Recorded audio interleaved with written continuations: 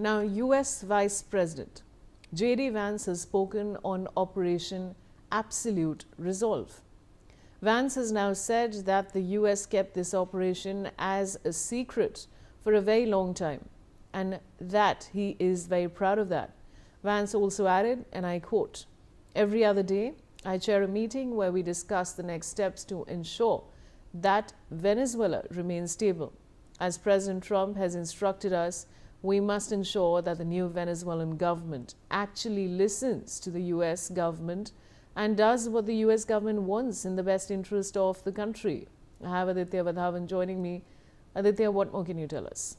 Well, absolutely, Vishali, to see, these comments by U.S. Vice President JD Vance, is very, very toeing to the line of U.S. President Donald Trump, that, this mission was kept very, very secret, and President Trump was very desperate, for the oil resources of Venezuela. And definitely now there is a growing sense of criticism amongst some sections of Democrats that, how this thing could happen. This is very illegal.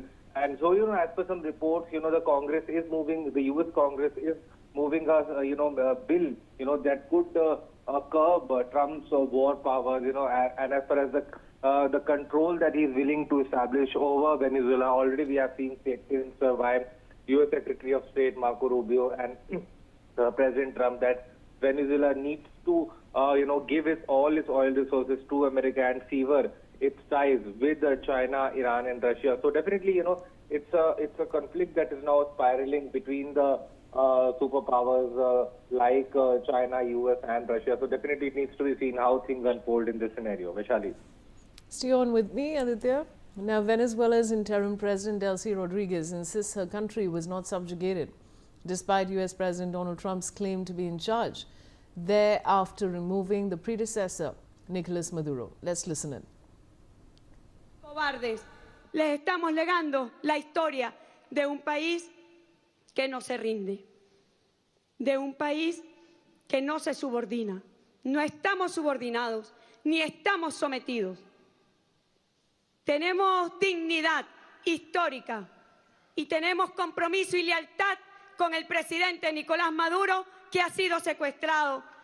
Tenemos lealtad con la primera combatiente, diputada Cilia Flores, y hemos comprometido no descansar hasta verlos en libertad de vuelta a su casa.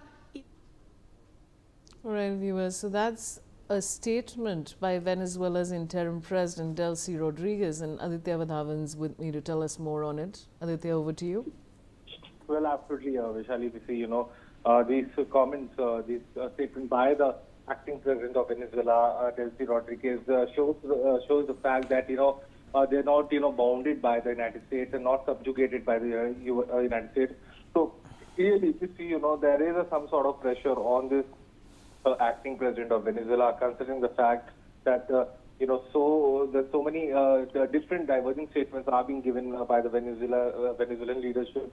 However, one of the interior ministers who served in the Maduro's cabinet had issued a statement saying that, even the innocent children have been killed in this U.S. attack, when they abducted Maduro and his wife. So indeed, clearly at this juncture, Vishali, things are very, very concerning as far as this entire U.S.-Venezuela face-off is concerned. And, Delcy Rodriguez in the past has also given a statement wherein she said that, the Venezuelan markets are open to all the countries across the world, and Venezuela is not at war with the United States. So clearly, if you see, it needs to be seen how, in a larger geopolitical context, these things span across. Vishali. Stay on with me, Aditya. Now, Brazilian President Luiz Inácio Lula da Silva held a series of high-level phone calls with regional leaders to discuss the crisis in Venezuela and coordinate diplomatic responses focused on peaceful resolution and respect for sovereignty. In talks with Colombia's President Gustavo Petro, Lula expressed deep concern about the use of force against Venezuela and stressed that the situation should be resolved through peaceful means and negotiation. With respect for the will of the Venezuelan people, the leaders also noted the significance of recent steps by Venezuela's National Assembly to release prisoners. In a separate conversation with Mexico's President Claudia Sheinbaum, Lula rejected military intervention and underscored the importance of upholding multilateral cooperation and international law while continuing efforts to promote stability in the region. Lula also spoke with Canadian Prime Minister Mark Carney, with both leaders affirming support for a peaceful, negotiated and Venezuelan-led transition process that respects democratic principles and national sovereignty. Aditya, what more can you tell us? By the Lula that you had mentioned, Vishali, definitely it clearly points to the fact that there is some sort of geopolitical tensions going on within the South American continent. We have seen how recently even the Colombian President Petro has agreed to meet with President Trump. So there is a concern among the South American countries that who could be next, because we have seen statements by President Trump that next could be Cuba, Colombia and Mexico. So already, specifically if we talk about Mexico, when President Donald Trump joined the office in last year in January, he had specifically named Mexico that, for years Mexico had been trafficking drugs into the United States. And at that time, at the U.S.-Mexico border, the National Guard, the U.S. National Guards were on high alert, and, there were also, at that juncture, several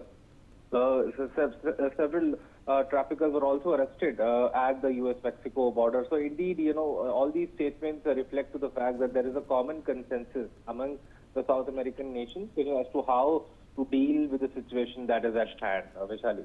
Stay on with me, Aditya. Now, German President Frank-Walter Steinmeier has strongly criticized U.S. foreign policy under President Donald Trump and urged the world not to let the world order disintegrate into a den of robbers, where the unscrupulous take what they want.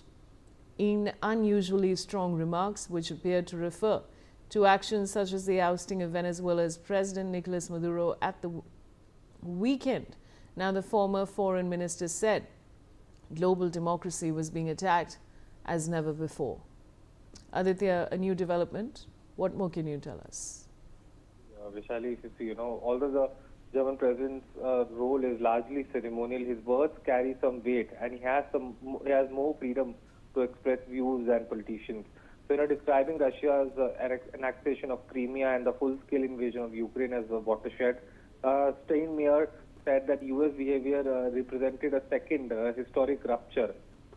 He said, and I quote, "Then there is a breakdown of values by our most important partner, the U.S., which helped build this world order."